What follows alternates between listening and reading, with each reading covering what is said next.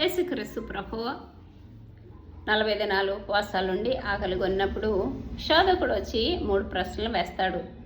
ఎందుకంటే ఆ 3 ప్రశ్నలు ఆదామవ్వలు మొదలుకొని ఎంత ప్రవక్తలైనా సరే శరీరాశ నేత్రాశ జీవడమని జయించలేకపోయారు. కాబట్టి ఈ 3 ప్రశ్నల ద్వారా యేసుక్రీస్తు ప్రభువారు ఏ విధంగా జయించవచ్చు ఈ లోకాన్ని మనకి బయలుపరుస్తున్నారు. మొదటి ప్రశ్న ఏంటంటే మత్తయి సువార్త 4వ అధ్యాయము 3వ వచనంలో ఆ శోధకుడు ఆయన వద్దకు వచ్చి నువ్వు దేవుని కుమారుడు అయితే ఈ రాళ్లను రొట్టెలాగినట్లు ఆజ్ఞాపించము అంటాడు.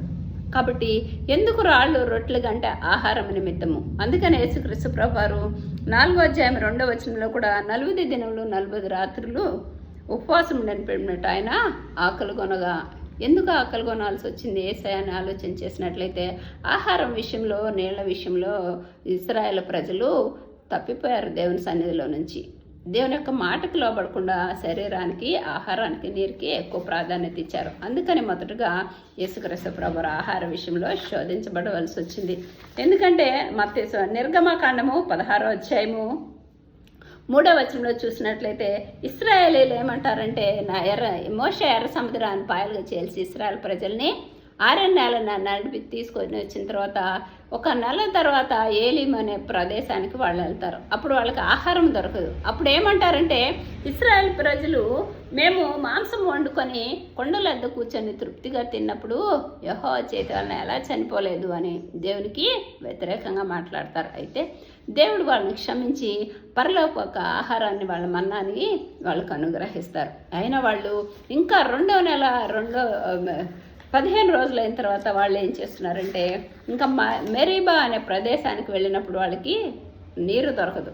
అప్పుడు వాళ్ళు దేవుని మీద మోషే మీద సనిగి ఒక నిర్గమకాండం 17వ అధ్యాయం 3వ వచనంలో మోషేని రాళ్లతో కొట్టాలని చంపడానికి చూస్తూ ఉంటారు.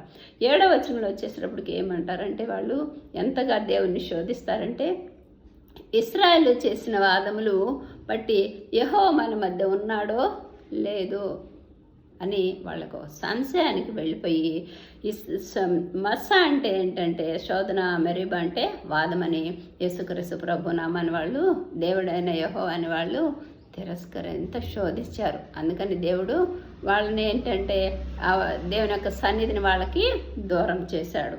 కాబట్టి గలతీలు 3వ అధ్యాయము 6వ వచనం వచ్చేసేటప్పటికి ఇంకా యేసుక్రీస్తు ప్రభువు రాళ్ళను రొట్టెలుగా ఎలా మార్చాడంటే అప్పుడు అబ్రహాము దేవుని నమ్మినది అతనికి నీతిగా ఎంచబడెను. కాబట్టి అబ్రహాం వల్ల భూమి యొక్క సమస్త వంశులు ఆశీర్వదించబడతాయి. విశ్వసించిన వాళ్ళే అబ్రహాం ద్వారా ఆశీర్వదించబడతారు అని ఉంటుంది. కాబట్టి అబ్రహాం సంతానం అంటే ఏంటంటే అబ్రహాము నీ సంతానం వల్ల భూమి యొక్క సమస్త వంశులు ఆశీర్వదించబడను. నీ వంశము అంటే ఆ వంశము క్రీస్తే. కాబట్టి ఆ క్రీస్తు శరీరాన్ని ఏ విధంగా జయించాడంటే మన నిమిత్తము యోహాను సువార్త 5వ అధ్యాయం 1వ వచనంలో ఏముంటుందంటే సత్తుగల భూమి మీద ఆయనకు ఒక ద్రాక్ష తోట ఉండెను. అందులో భూమిని త్రవ్వి రాళ్ళనేరి మంచి ద్రాక్ష వాళ్ళని నాటాడు.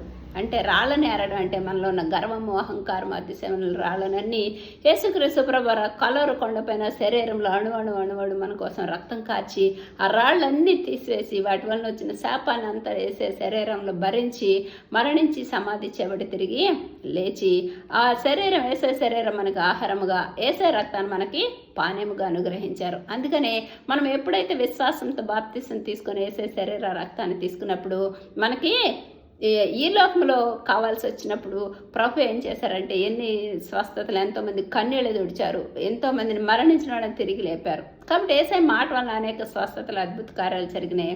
ఇక్కడ రొట్టె వలన రాళ్లను రొట్టెలుగా చేయడం వల్ల ఏం చేసిందంటే యుగయుగాలు జీవించే రక్షణ నిత్యజము అనుగ్రహించారు. ఎప్పుడైతే మనం ప్రభురాత్రి భోజనంలో శరీరం తీసుకొని రక్తం తీసుకుంటామో మనకి రక్షణ నిత్యజం ఉంచి మన చనిపోయిన తర్వాత యేసయ్య పునరుద్ధాన శక్తిలాగా మన ఆత్మ కూడా పరలోకానికి వెళ్ళి యుగయుగాలు జీవించుంటుంది. అందుకని ఇక్కడ ఏమంటాడంటే మనిషి కుమారుడు రొట్టె వలన మాత్రమే కాదు కానీ దేవుని నుండి వచ్చే ప్రతి మాట వలన ఈ లోకంలో జీవించవచ్చు, పరలోకంలో మనకి అధికారం కలిగి ఉంటుంది.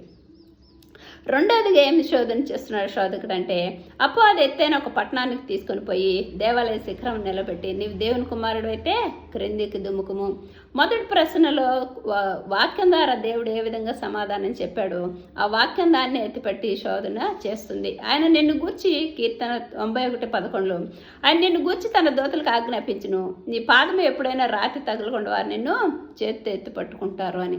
ఎత్తైన శిఖరం అనగానే ఏంటంటే మనలో ఉన్న గర్వము. దేవుడు ఆకాశంలో ఉంటాడు, మనము భూమి మీద. మన దేవుని నామాన్ని హెచ్చించాలి, మనల్ని తగ్గించుకోవాలి. అలా కాకుండా శిఖరం నుంచి కిందకు దుమ్ముకుంటుంది. అంటే దేవుని మనల్ని మనం హెచ్చించుకొని దేవుని నామాన్ని తగ్గించే పరిస్థితి ఇక్కడ శోధన చేస్తుంది. ఎందుకంటే నెబుకద్నెజరుని మనం చూసినట్లయితే దానియేలు 3లో 60 అడుగుల ఎత్తులో 6 అడుగులు వెడల్పు కలిగిన కొయ్యను చేసి దేవుని నామాన్ని నా ప్రభావము నా రాజధాని అని ఎప్పుడైతే అన్నాడో అతడు పశువులాగా గడ్డి మేచాడు, మనుషులను ఆకారం కూడా పోగొట్టుకున్నాడు.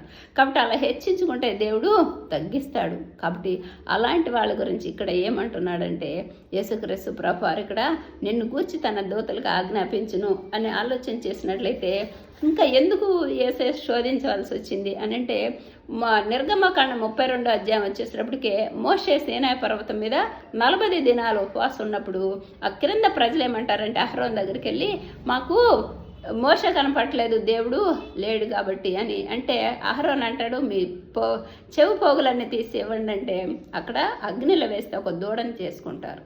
కాబట్టి ఆ దేవాది దేవుడు అనే బాగా కోపం వచ్చి సృష్టికర్తను కాకుండా మీరు సృష్టిని పూజిస్తున్నారని చెప్పేసి అన్ని దేవతల ఆరాధనకి విడిచిపెట్టాడు. కాబట్టి అలా విడిచిపెట్టిన దేవుడు మనల్ని వదిలిపెట్టలేదు. కానీ యేసుక్రీస్తు ప్రభువారు ఎప్పుడైతే మనకి రక్షణ నిత్య జీవాన్ని గ్రహించారో వాటిని పొందుకోవాలంటే మనం ఈ రెండో క్వశ్చన్ని ఆచరించవలసి ఉంటాం.